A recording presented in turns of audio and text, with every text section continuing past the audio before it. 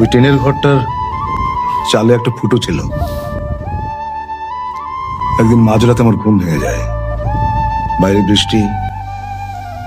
আমি তোমার মুখের দিকে তাকিয়ে দেখি টিনের ওই ফুটো দিয়ে চুইয়ে পড়া বৃষ্টির জল তোমার চোখের উপর। আমার কেন যেন মনে হলো তুমি কাঁদছো।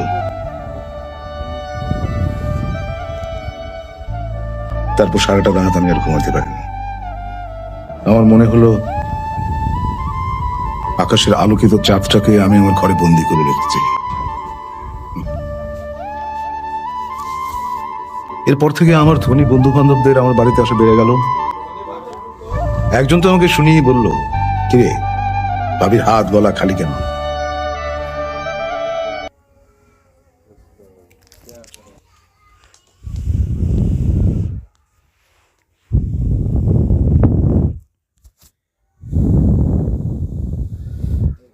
আর দিলা সংসার দিলা অনন্ত বাসনা দিলা, জনম ভরে থাকতে হবে